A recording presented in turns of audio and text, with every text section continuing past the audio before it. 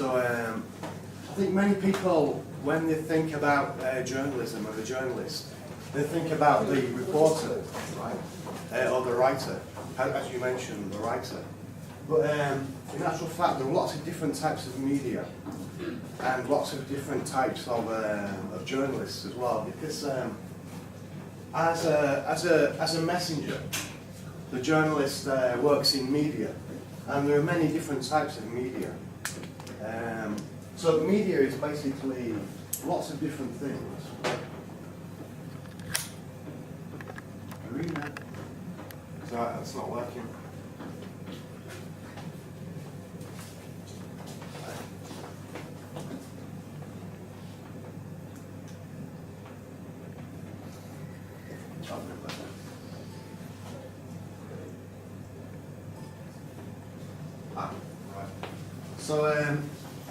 So journalists work in all these different types of media, which would be obviously like newspapers, which is maybe the first example you may think of. But then there's also radio, television, magazines, and the smiley face at the bottom. That's nowadays more and more journalism is going online to the internet. So because things are changing very much, and so these days a lot of journalists maybe work on non-traditional types of media like the internet, blogs, websites, and so on. So so there's lots of different jobs in journalism as well. It's not just like a writer. There's also like editors. You may be a video maker, a photographer as well. You might have heard the saying, a picture says 1,000 words, because photographs are also media. They can say much more than a story. For example, if you look at this guy here, you know what the story is already, right? Brazil getting crushed 7-1 in the World Cup. So the photograph is already a very good piece of news. So the photographer is also a journalist as well.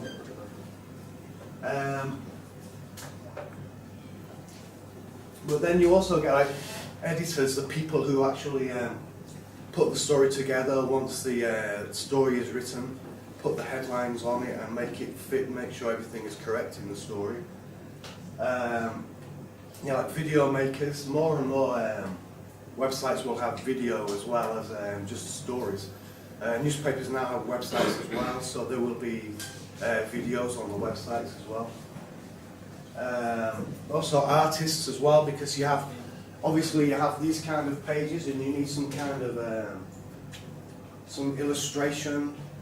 So an artist can also work in the media as well, and can also be considered a journalist, because that is also communicating the idea of the news story or whatever. So you'll have also like there's different types of news as well. So if you're a writer or an editor, you might want to work on various types of news. I mean, if you look around on the walls, you can see all these newspaper pages, and you can see they're all different sections, right? I mean, you have like the world news, China news, things that are happening locally in your city, sport, which is its own area. You'll have opinion pages, letters pages where the readers write into the newspapers, and then there's lifestyle as well. There's all kind of things, lifestyle, like if you're interested in fashion, everyone in journalism might be interested in a different area. So whatever your area of interest is, it's still possible to be a journalist. You don't have to just go out to an event and write a news story. If you're interested in fashion, you can go to fashion shows and write about that. If you're interested in sport, you can write about that. Cars, food, wine. So basically, in most newspapers, you'll have the news section, and it will be local and regional. Local news, obviously, is things like accidents, politics, crime. some writers specialise only in crime, and then they will build their sources, like they will know policemen, they will know people involved in that kind of area where they'll get information to write stories and create their own stories. Business is another really big area, especially in Hong Kong, which is obviously a business city. So there are lots of people there. There are even different sections within the business. Companies news, stock market news, debt, loans, banking, all these different areas.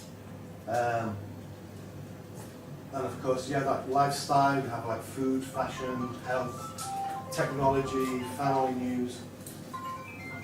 And I forgot what I was saying now. So this one at the bottom, op-ed, this means opinion and editorial. So this is, again, it's like one of these pages that has opinions from people in the society, and editorials from the newspaper, which gives the newspapers point of view about things that are in the news and issues involving politics and so on. So that's all the different areas that you will come across in newspapers. And there will be lots more as well that I haven't covered. Are there any questions so far, and does anyone not understand anything and want me to repeat something? I have a question. You can ask a question. I wanted to ask which section are you in the newspaper? Right, one thing I forgot to do was introduce myself. Okay, well, right, I'll introduce myself. Okay, my name is Mark, as the MC said. I work at the South China Morning Post at the moment. I started off actually as a freelance writer. I was writing about arts, and then I got a job on a newspaper in the business section. And then I've worked at the South China Morning Post 3 times actually. The first time on the business section, editing the Sunday business news. And then a second time I was working as an editor at nights doing like the international and China news.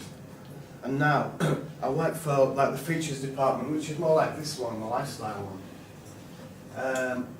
So I kind of write about cars, but also about social issues as well, and yeah, various things. Basically, I just look for stories that I'm interested in, write about them, and ask my editor if she's interested in putting them in the newspaper. So at the moment, I work more on the lifestyle section than anything else. Right, any other questions? So I just want to check that I've covered everything there. So how does a newspaper work? Has anybody got any idea how, when the newspaper comes out in the morning, have you got any idea what goes into putting it out? Machine? Machine, printing machine, yeah, sort of. Well, there's much more to it than that. So it usually starts with, there will be what we call an editorial meeting in the morning. And one of the questions that the editor-in-chief, that's the boss, will always ask is, what's the splash? Now, newspapers have their own language. There are words that, obviously like in any industry, there will be words that are used to mean a certain thing which are not what they mean usually. So anyway, so the splash is basically, this is the splash. We call it the splash. It's what you're going to splash on the front page. It means the main story in the newspaper, or the most important story of the day. And what's going to be on the front, competing with all the other newspapers. So the morning starts with an editorial meeting, and various people will go into this meeting, and they will be, for example, the local news editor, the China editor, the international editor, anyone else, and together they will all discuss what their own group is doing on that day and what is happening in their section of the newspaper.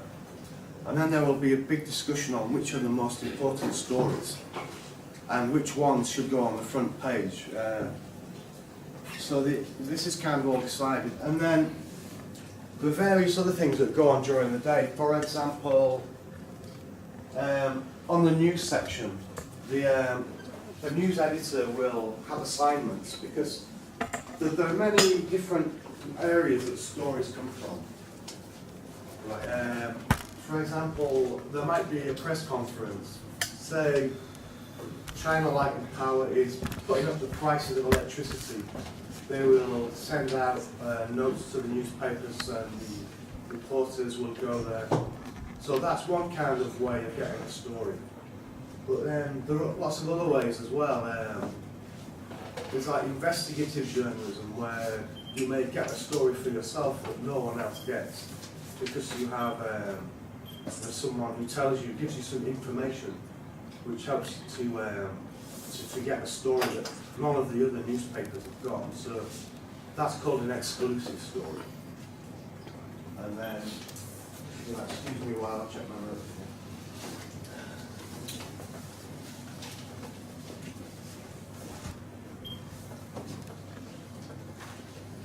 So there are other ways that stories come about as well. Like if you look at like trends, if you follow a specific area, there are trends that are happening within that area, and you may identify something and you can develop that into your own story as well. So at a press conference, all the media will go from all the different newspapers, and then in order to develop the story, it's not really good just to write down what you are told. I mean, for example, if this guy here is telling everybody that the price of electricity will go up because the company is having difficulties, it's not good enough really for a journalist to just go back to the newspaper and write what this man says. So the job of a journalist is to develop it into a more rounded kind of story. So he should go back to the office and then he should bring up other people. For example, you should call environmentalists and say they're putting up the price because they want to invest the money in green technology. Are they going the right way about this? And then you should also really call like social welfare organisations to ask about the impact of the rising prices on the poorer people who may have difficulty to pay for the electricity. So the job of the journalist is more than just going and writing down what you are told. You should also really be asking questions and inquiring to get more information, to develop the story and give it more depth, and not just make it sound like just like somebody, a mouthpiece for for some organisation. You should be asking questions to get more information and find out the truth behind the situation and how it will affect like other people in society and so on. So any questions at this point while I have a drink of water? How do you guys collect the informations? Sorry, how do you? Collect the informations.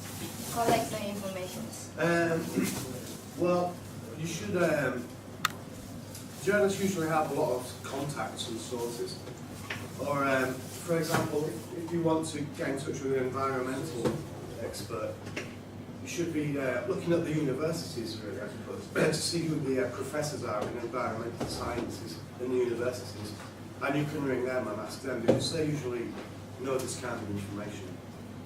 And any social welfare organisations you can call.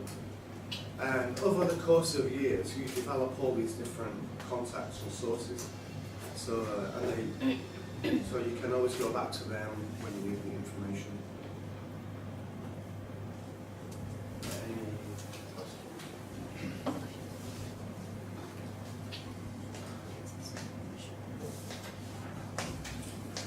So there were lots of pros and cons of working in the media, working the journalists. Can anybody who's interested in being a journalist, why would you ever want to be a journalist?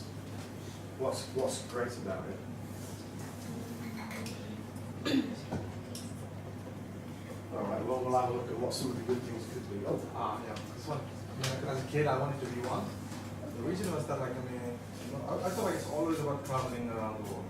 right. And that was kind of fascinating for me because, like, I was looking at the news on TV, reading the newspaper, and then you like travel around. Yeah. And also kind of like, I feel it's kind of much more like an adventure where you can like go around, meet new people, Yeah. take pictures. You just mentioned one of the things I was Yeah. going to say. So That was the reason I wanted to be a journalist as a kid. Yeah. Yeah, I mean, in some areas, I mean, it can be about travel, especially in lifestyle, because I mean, being a travel writer, it's like your life is one big holiday, right? Because if you're a travel writer, especially if you work for yourself and you're good at your job, and you can take photographs and you can write good stories as well, you'll have hotels calling you up, you'll have airlines calling you up all the time, asking you, they'll tell you, oh, we're building a new hotel in the Maldives, we'd like you to come and check it out. And if you have contacts in travel magazines and travel websites who you know will take that story from you, you can take up all these great offers of all these trips and you can go around the world, and your life is a holiday with some writing at the end. So yeah, it can be. And then, of course, there are other areas where you may be a correspondent in a particular country. For example, if you if you studied French at school and or at university, you could maybe be a correspondent from Paris for some kind of newspaper, the New York Times, something like this. My question Oh, the traveling journalist is very sounds can I ask you a question first? What day is it? how about the journalist? Why journalists? Why? Yeah. So how would be right now they're reporting from Gaza right now. Yeah. So how would be their life? That kind of travelling might not be fun, but it is voluntary. Nobody makes you go there. Yeah. If you want an exciting life and you want to be in the middle of a war, then So is that the choice, or do the media really assign them? no. I think most war correspondents, if you want to call them that, they're there by choice. They want to be in the action to get the exciting stories, and they're usually prepared to take that risk to be there. No one is ever like told you've got to go to Ambu. It's all voluntary. If you want an exciting job, then you can go to Gaza. Anybody from South China right now? No, we use the agencies. It's very badly resourced. They don't have enough money to send someone to Gaza. But let's go to a few points in some of the good things about working in newspapers. And you can affect change. You know, if there are some issues that you're interested in, you think you can change the world or just change some small things, you can write about that and get things noticed in the community. So I mean, for example, I'm sure I didn't really do very much, but I did write that story about the history of the Gurkhas and how it would be nice to have a Gurkha museum. So that news is now out there. So if it happens, then I feel that I did a little bit to help that. So you can help to change things by writing about issues that are important to you and that you think would be of benefit to other people of the world. So you can be recognised, you can win awards. Like this one is a Pulitzer Prize for journalism, which is an American award for journalism. But there are also lots of awards in Asia as well, in Hong Kong. Like there are some human rights awards. There's one run by Amnesty International, but there's other human rights awards as well in Hong Kong. You can send your story to them, and at the end of the year they will announce the winners. So you can win, and it's not just about human rights as well. There are other categories as well, like best business story, best Best China Story, something like this. There were lots of different awards, so you could win awards.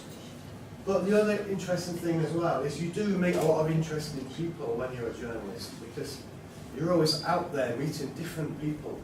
I met Mother Teresa once. Does anyone know who she is, by the way? Yeah. Yeah, she's Mother Teresa. I met her, she came to Hong Kong to get an honorary degree at University of Hong Kong in 1993. And so I met her there, and I was surprised she's so tall she was up here. And I've met those two people as well. Does anyone know who she is? No. She used to be president of the Philippines. She's called Corazon Aquino. And Time magazine named her one of the 60, one of the Asian heroes of the past 60 years. She took over the country at a time when they kicked out a dictator. She was the prime minister. Does anybody know who the guy is at the end? Yeah, I think he's the prime minister of the United Arab Emirates, right? Al Maktoum, Sheikh Maktoum.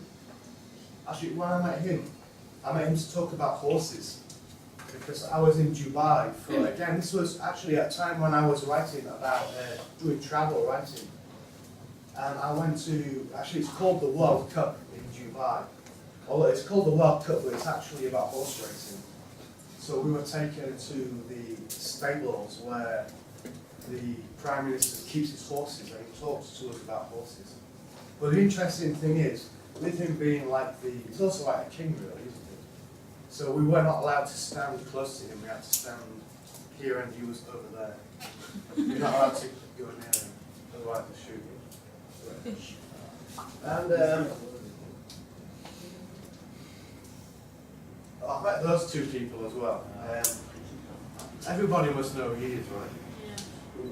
Donald Jan, yeah. But actually, when I met him, he was the finance chief.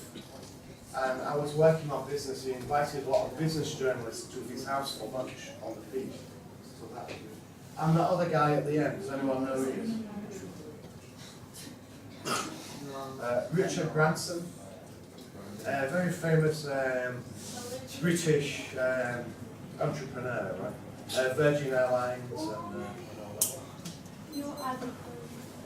But the thing is, when I say that you meet a lot of interesting people as a journalist, it's not just famous people. I mean, there's lots of other people. You meet everyday, ordinary people in life as well that are interesting, like those two guys. I mean, has anybody ever met any of those people? So, yeah, this is Namsing Thapa, right?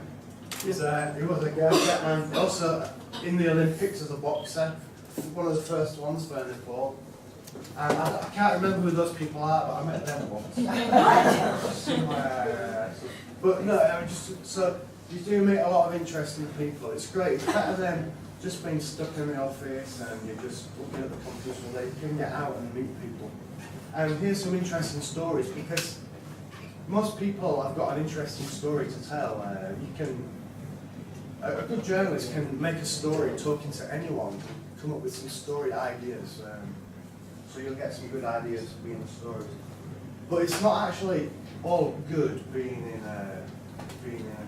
a journalist. Because like, as people have said, you do get to travel, you can get to travel and you meet people and you can win awards. But if you work, specifically if you work on a newspaper, it can be really tiring as well. Because it can be very long working hours. So it can be quite stressful. A lot of journalists sleep in before midday. The writers, the reporters, they may have to get out early and they may have to go to some event or meet some people. Then they have to come back to the office and write their stories, speak to other people. And then also organise with the photographer as well. Say, hey, I'm doing this event and we need a photographer to go along. So you have to liaise with other departments as well. And you can be working quite late at night. But if you're an editor, if you're the one who, you know, like, helps to check all the facts and that, you will be starting work in the afternoon, maybe 4 o'clock or 5 o'clock, to like to do all the, once the stories have been written. So you'll be checking the stories and putting the headlines on once the designers have got your page out. Because also a designer is also working in a newspaper, right? They have to like, you know, draw the pages and make everything fit and crop the photos correctly, leave a space for the headline for the editor to put in. So you can be working till after midnight if you're a newspaper editor. It's very tiring. And I remember on my birthday one year, when I worked at the Hong Kong Standard, there was a big news story going on in Wan Chai, and it was some millionaires' offices were raided by the police, the commercial police, and they took away lots of boxes of papers. I think it was something like 50 boxes of papers. They took them all away, and it was a very, very big story. There was a lot of information to try to get, and the story was changing constantly, so we had to keep updated. And it was my birthday, and I had some friends waiting for me in a restaurant, and we were supposed to meet at 7:30. But by the time I got there, it was already 11 o'clock, and there were only 2 people there, so it was a bit of a miserable birthday. But it was an exciting day, because if something exciting happens while you're at work, it's always it gives you a good buzz, and it's interesting that you've got something quite interesting to work on that day. But there are other problems as well working on a newspaper, and that is like intimidation and censorship. And that's actually one of the worst parts of working for a newspaper, especially today when it seems to be getting worse and worse. I'm going to refer to my notes because I wrote a lot of things down about this.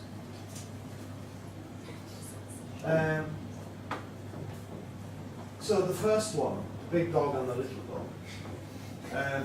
Intimidation will be like, you're told some information, a story, but it's very sensitive, and it affects somebody in power or some rich businessman. And you can be threatened. They will maybe call you and say, you can't print that story because otherwise I'll send someone around to kick your head in. But this kind of thing, so intimidation can be a problem. If you're in news, if you're a fashion reporter or you write about cars or food, you won't have these kind of problems. But if you want to do serious news stories, especially in some places like in Asia, a lot of places like China, it's like that. It is a problem that you will be threatened, and censorship as well. Everybody knows what censorship is, right? Censorship is when there are things that you're not allowed to say, or you're not allowed to write about. Like, an example would be, like in Thailand, you're not allowed to write anything negative about the royal family. And this kind of, that's censorship. And in China, you cannot criticize the government, right? In the newspaper, you're not allowed to criticize the government. So that is censorship when there are things you're not allowed to write about. Or you could end up in prison. So that's another of the not so good things about being a journalist. And there've been examples of that recently in Hong Kong, for example. And this is something that I will only say one time. But even our own newspaper, we're accused of self-censorship, which means you censor yourself. You're not told not to write something, but you choose not to write it because you don't want to get into trouble. You think you may get into trouble. So, for example, on June 4, you know June 4 in China, Tiananmen Square events, right? I know from reading international newspapers that on that day, or the day before, the police are in Tiananmen Square taking away people who may be about to protest, but our newspaper didn't have any stories about that on June 4 itself. So, and our editor is from China. Our boss is from China. So I don't know, maybe that was censorship. Maybe he didn't think it was a very interesting story. He's said that a few times, but anyway, I didn't say that. I didn't say anything about Can I post that video in the section? The record right I'm not record on. I didn't say that. I want to censor myself now. What else? Oh yeah. So and actually, yeah, it can be quite dangerous being a journalist as well. So if you look at this next slide, that's about 70 journalists were killed last year around the world. Because they're trouble causers, right? Because they make trouble for people. Another word here, the beat. Again, it's like in journalism, beat means the area that you write about. So interestingly, 67% of these people who were killed last year were politics writers. If you notice, this doesn't add up to 100, right? So it's more than 100%. But that's the reason for that is because some people cover two areas, right? So the guy who covers crime may also cover corruption. So that's why it doesn't add up to 100%. But the second biggest is war. And that's quite understandable, I guess, right? Because you can imagine most people will be killed while they're covering a war zone. And then there are other things like crime, human rights. Human rights, of course, might have been killed in a war, so that's why the percentages are different. Culture, I'm not really quite sure why that's there. Corruption and business. So all these areas are obviously very dangerous areas to work in. If you look again carefully, you'll notice that there are no food writers who were killed last year. Or no fashion writers. Yeah. So you might want to choose. Oh yeah, and interesting. I have some other statistics as well. But of these writers, most of them were. Most of those people were killed in. The deadliest countries where these people died. 28 died in Syria. 10 died in Iraq. 6 in Pakistan. 5 in Egypt and 4 in Somalia. And then there was 1 each in India, Brazil, and the Philippines. And I don't know if you read the local newspapers, but actually last year as well, somebody tried to kill a journalist in Hong Kong. I don't know if you know about that. Ming Pao. Yeah, Ming Pao editor, yeah. Somebody attacked him with a chopper. So it was nearly 71, but actually that was this year, I think. But he survived anyway. And he was writing about China, I think. He was writing stories that were critical of the Chinese government. So that's censorship is becoming more of an issue in Hong Kong. So yeah, be careful what you write about, I suppose.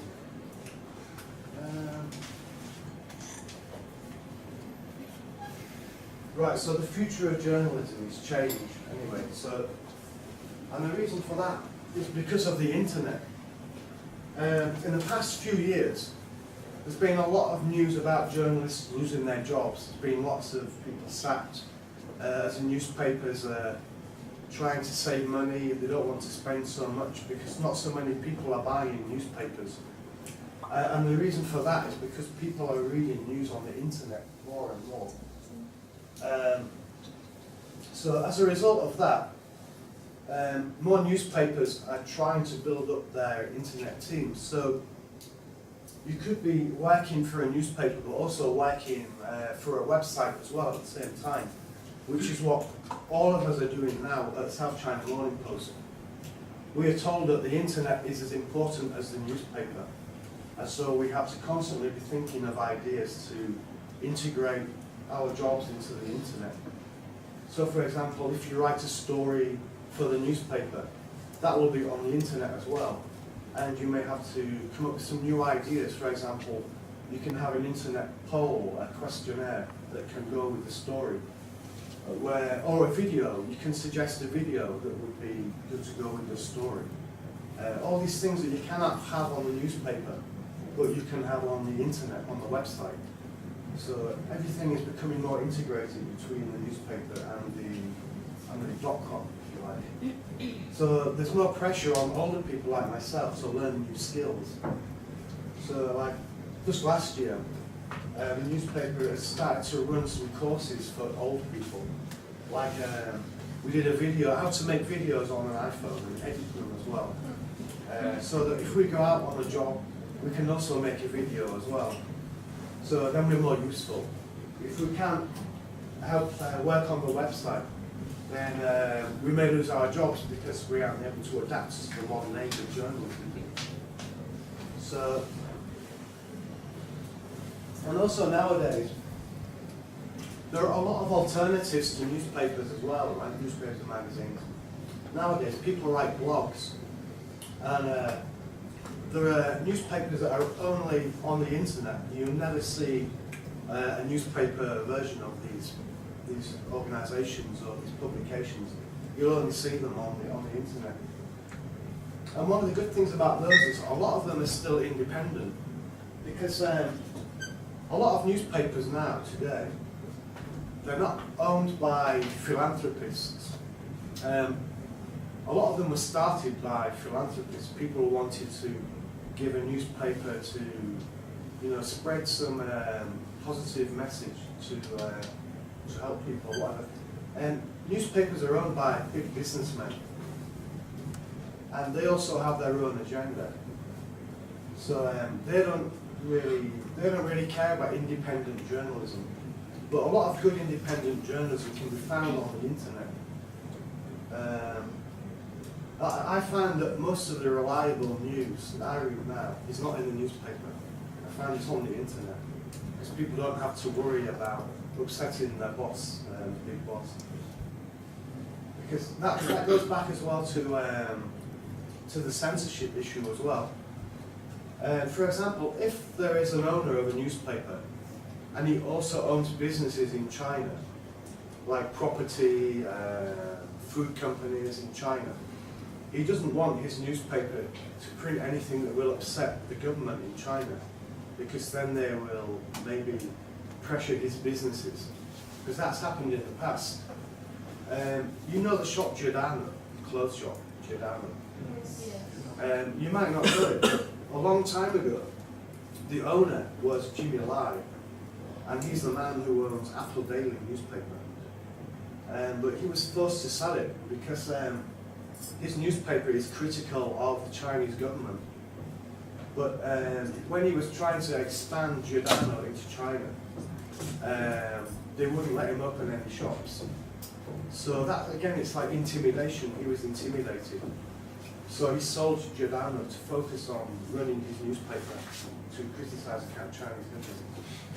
So that's another example of intimidation of journalists and newspaper owners. And it's the same in England and Australia, America. Newspapers are owned by big businessmen, and they have an agenda.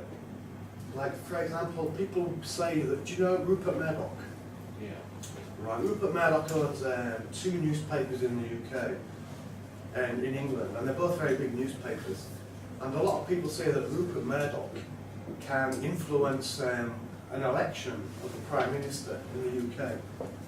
And it's true, because he uses his newspapers to write positive things about the man he wants to be the Prime Minister, and negative things about people he doesn't want to be the Prime Minister. So he can influence the opinion of the public. So newspaper owners are very, very powerful, and they want to look after their own interests. So anyway, my point there was that a lot of alternative news organisations now you will find on the internet. And the other thing about journalism and the internet now is that anybody can be a journalist. See, there's a quotation there. One day we will all be journalists. That's what I mean today. So, because today everybody has a phone, right? And there are blogs and newspapers now. They will ask you to submit photographs or video. For example, if that house suddenly explodes and you run to the window and get a photograph of it, you can send it to a newspaper or a news website, and they'll put your photo there because you were the only one there. The newspaper photographer wasn't there, and by the time he got here, it was too late. If you see a plane crashing into that field and you get a photograph, you'll be the only one who has that photograph. It's too late when the newspaper people get here, right? So everybody can be a journalist now, and we call that citizen journalism, when everybody with a phone can actually be a journalist or do the job of a journalist, really. And that's all part of the change in journalism today, because now that it's all slowly moving onto the internet, then anybody can take part, anybody can contribute really to the news. And so I'm going to ask for the third time, does anybody still want to be a journalist? Or do more people want to be a journalist now? There's still only one. Right, I'm going home. So how do you start? How do you become a journalist? Well, I'll finish my introduction now, like I said I would. But obviously, the most obvious way to get into journalism is to go to university and study journalism, right? There are a few places in Hong Kong where you can do that. Hong Kong University has a journalism faculty, Baptist University, and I honestly can't remember if there's another one, but I think there may be one more, I'm not too sure. But it's not necessary, actually. And most of the best journalists I've ever met have never studied journalism.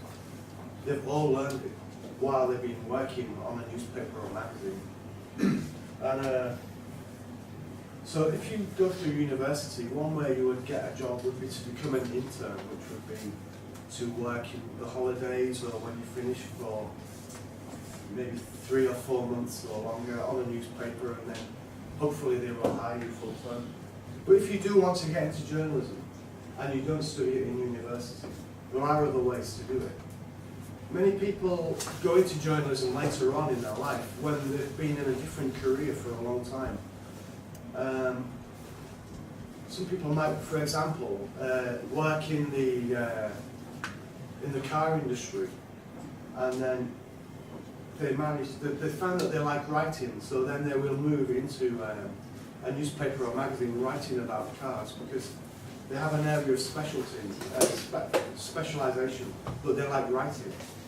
The food editor at South China Morning Post didn't study journalism. She trained to be a chef. She was a pastry chef. She used to make cakes, but she liked writing. So she had the expertise, not in journalism, but in baking. But then so she moved into the newspaper and she learned while she was on the job. So there are other ways to get into it. So a good way to start is to freelance. You really need to be interested in a particular area. It could be music, it could be, for example, food, or it could be politics. An area that you're interested in. And start a blog on it. So build up some work, practice writing. Write as much as possible about as many areas of your interest as possible. Look for places where you can get published so you can start freelancing. And while you're doing that, you can build up a portfolio of work, and you have something to show an employer when you want to go for a job later. but definitely blogging and writing just for practice is the best way to start, and then the opportunities may come up later. So, actually, I've finished with all the really serious stuff now. So I'm going to try to stop being really boring in a minute. But, so the next part should be a little bit more fun.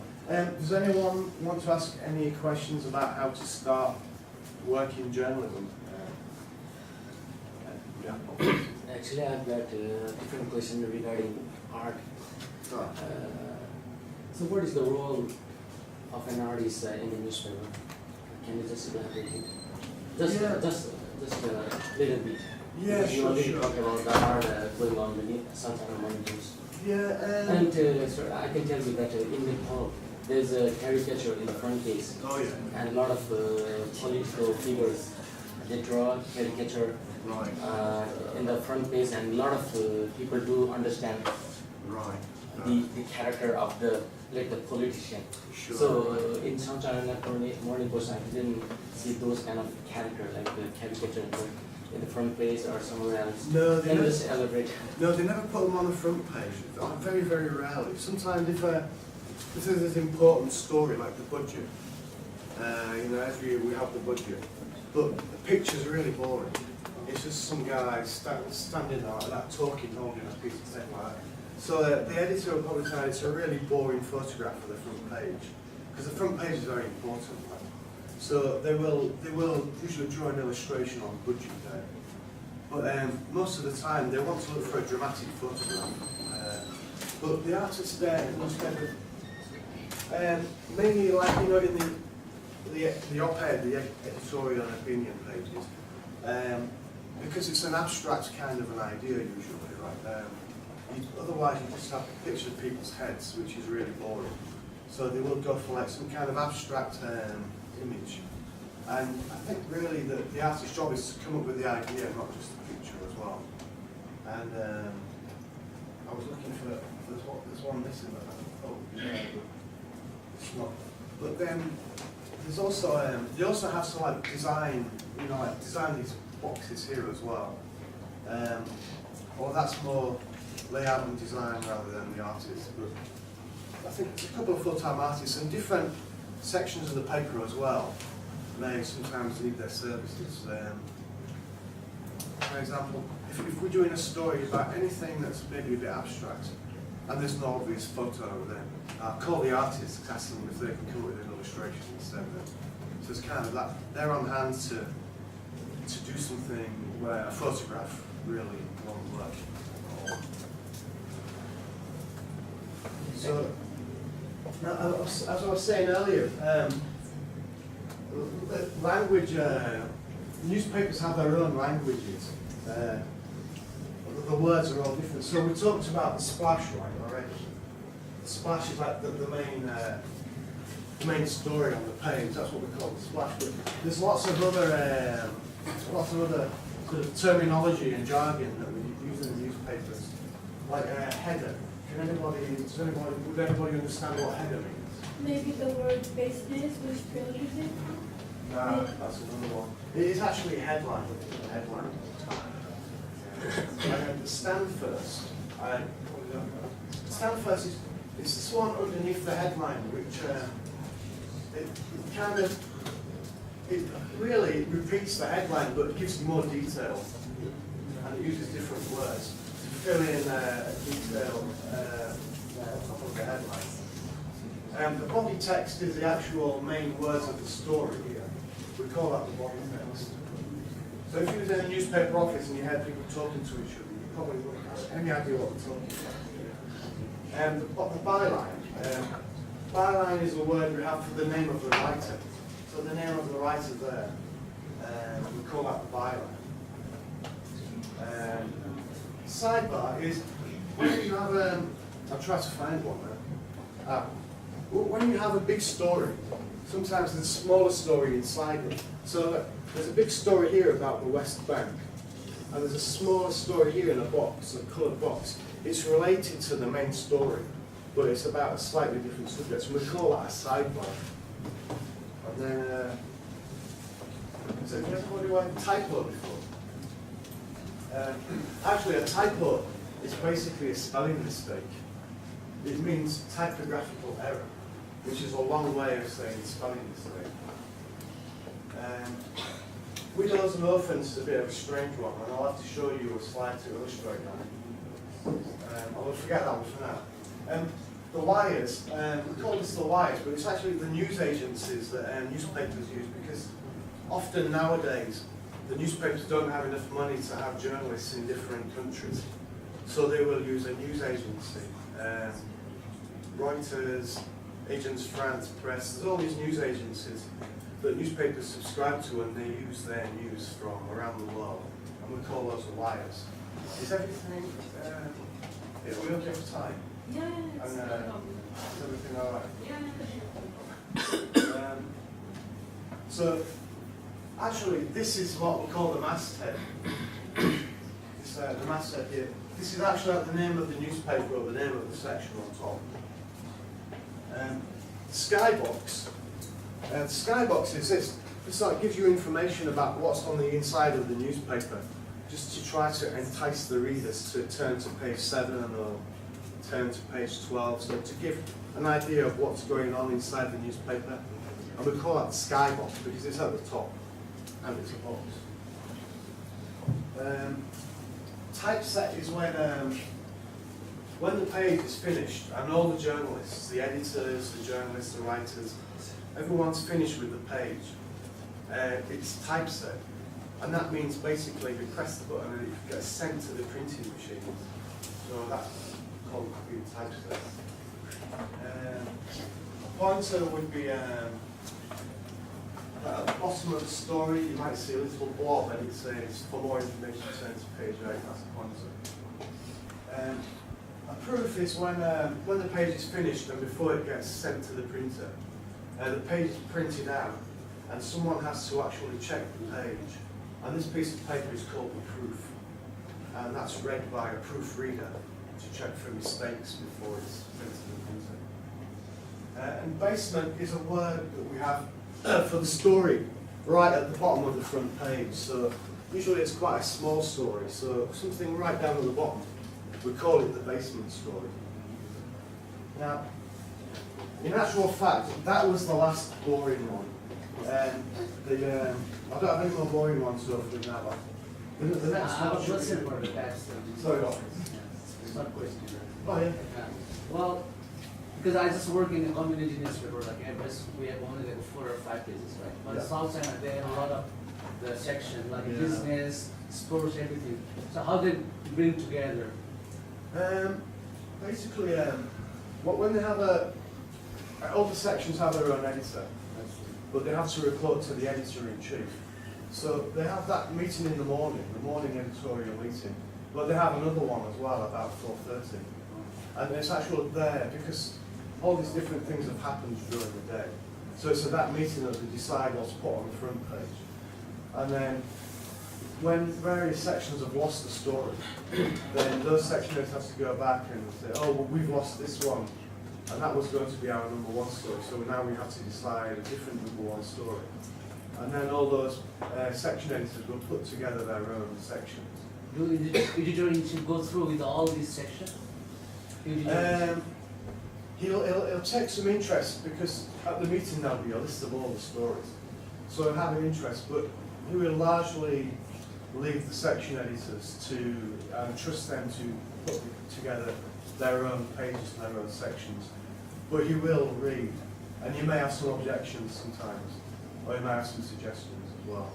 But largely the section editors get to look after their own section, but he will see what you're doing, and he can object if he wants to. Mark, one more question. How about your role? Like I've read that you are a chief editor, so how about what do you edit, and can you just give us a little bit of idea so that the students can know more? Yeah, I do a lot of editing of all the lifestyle pages really, so that's like health, fashion, which I really hate to be honest, food and wine, which I really like.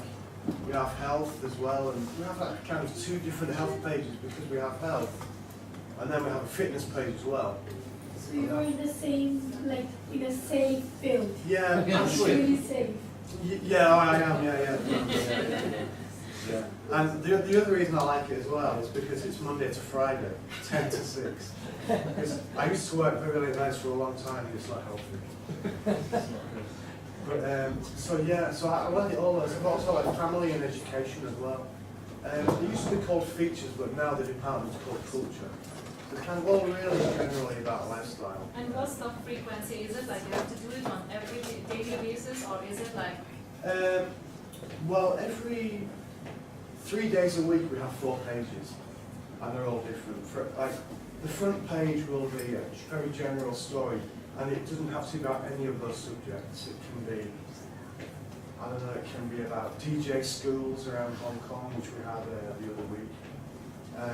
Snake catchers.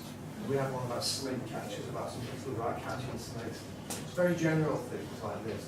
But then inside, every Monday, for example, Monday is fitness, fashion, and family. So 3 days a week we have like 4 different pages. Well, we also have a magazine as well on Thursdays called 48 Days. So we work on that as well. And that's kind of geared towards events that are coming up in the week ahead that people can find out about. So this one, actually, that was just to give you an example of a byline. Well, okay, yeah. Skybox, masthead, I call that a tag. Headline, stand first or subhead, byline, and context. So that was just to give you an example, really. But the next one is, this is kind of all about the job that an editor will do, because writers can be really, really sloppy, and they have lots of mistakes all the time. So you will see, as you can see from that, silly but common errors are often introduced in the writing and editing process. So the sub-editor and the proofreader must be vigilant and spot these mistakes so that they do not make their way into the newspaper.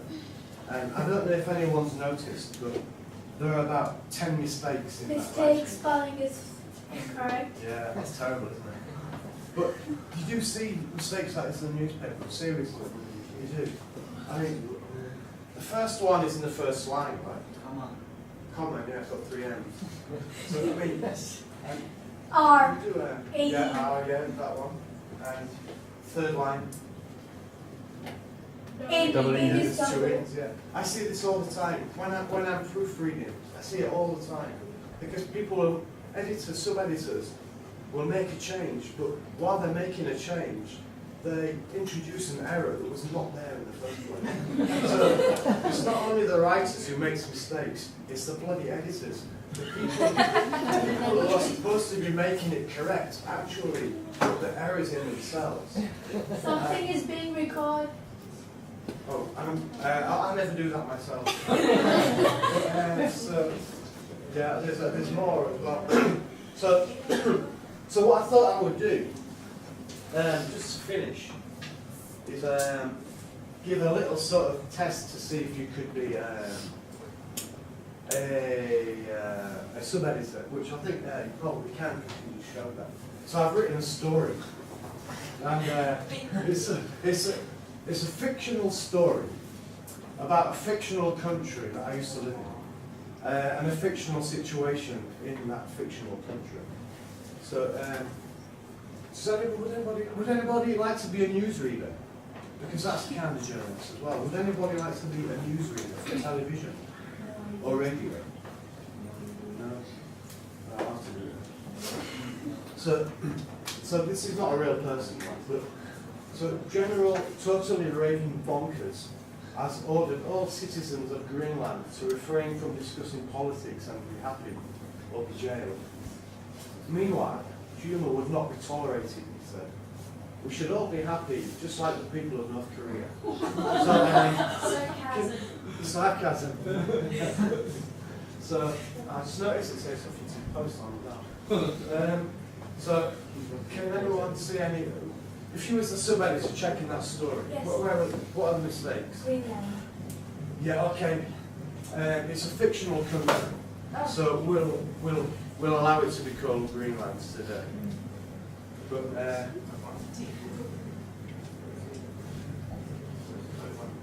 sorry, what? Wood. Wood. Yeah, exactly right. Wood. It's the wrong type of wood, isn't it? I thought I'd put more than one mistake in there actually.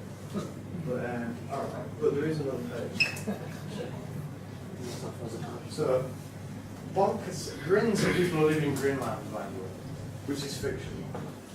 Bonkers said grins, especially the Blue Hat group, should forget all political activity that had taken place in the past 10 years, so peace could be restored.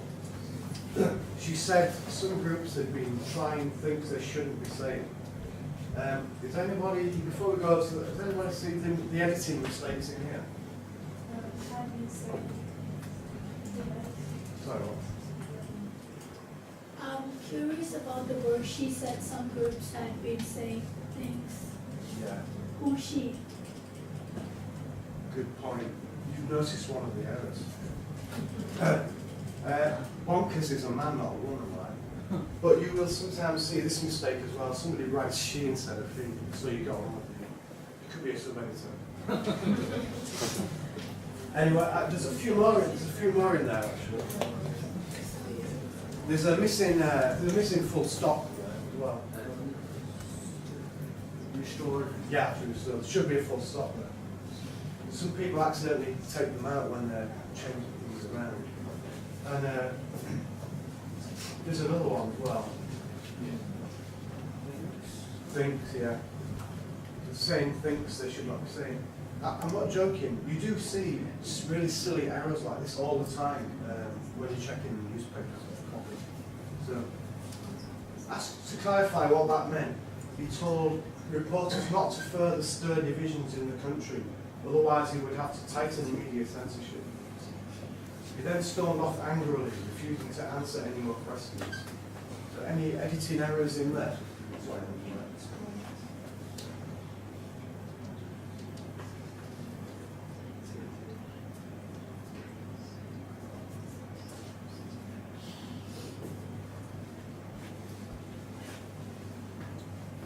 there's one. It's the wrong use of the word, wrong spelling of it as well. Chair. Yes, there, yeah. It's the wrong spelling that's there, isn't it? And finally, I think, you've got 2 more pages. Bunkers had previously said the army seized power because the nation was itching towards civil war. The Green Hats, who had opposed the government, said it did so because it was corruption. The Blue Hats, who sided with the government, accused the opposition of being undemocratic. So there's a few mistakes in there as well.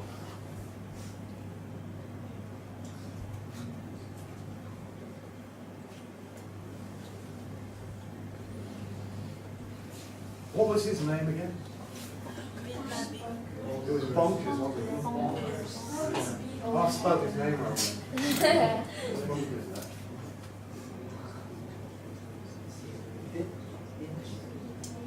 Itching, somebody say itching. Itching, yeah. It The says green itching. hats? It should be, sorry. The green hats? Yeah, No, yeah. because it was G-R-I-N. It was G-R-I-N. I thought they were the blue hats. The blue hats and the green hats. One of them's got capital letters and one of them's got small letters at the start, hasn't it? So that's a mistake. Even though green and hat doesn't usually, it's not usually capital letters. It's a special group. Just to make things clear for the sake of the newspaper readers, you would put them in capital letters just so it's clear that you're talking about a group of people. So blue hats should also be capital letters as well.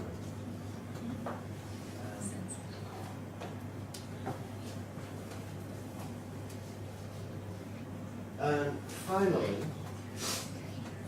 meanwhile, plainclothes police officers rounded up a further 10 people for taking part in protests, including eating pies in public, wearing French Connection UK, the Army t-shirts, and reading books. That brought the total to 189 people arrested in the past 2 weeks for crimes against the nation. the army declared that liking political Facebook posts was also now a crime that would warrant 2 years in jail without trial. And anyone see any? I won't ask you if you recognise a real country there, but does anybody see any other errors?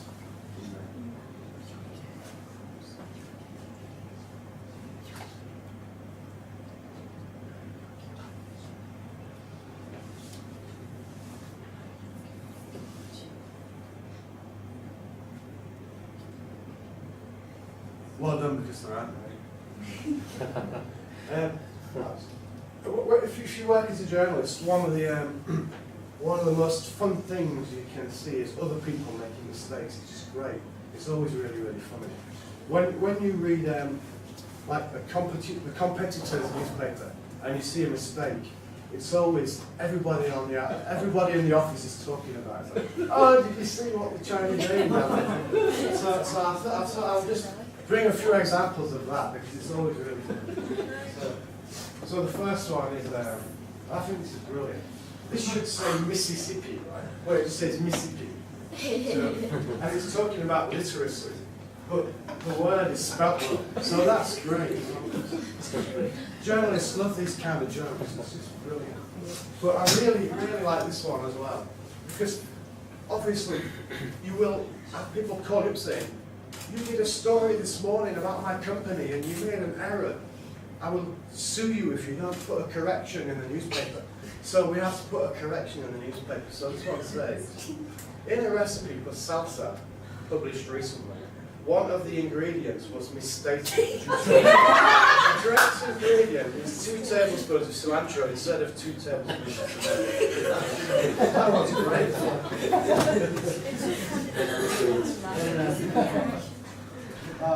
Sorry, that was oh, there's 2 there, yeah. Now, this is a classic case of it going to, the newspaper was typeset and nobody checked because there isn't a headline on it. Yeah, that happens, yeah, it does.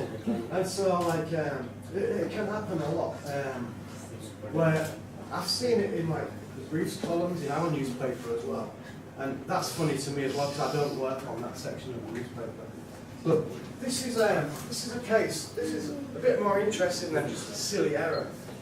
This is when departments in the newspaper are not communicating with each other. Because if you see there's an advert here for something inside, Win a Dream Holiday. But then it shows you people on holiday. So, and then the guy gets screamed. So that is a case of bad design. But it's bad design because the various parts of the newspaper are not communicating properly. When they decided to put this advertisement on the front page, it may have been already decided 2 days previously. But when the photo editor and the editor decided they wanted to run this photograph on the front page, they should have taken this out and replaced it with something else because I'm sure everybody's going to laugh at it. Because it's just bad placement on the newspaper. And there are lots of great examples of that too. You can see them on the internet. Unfortunately, I don't have anything else to show you.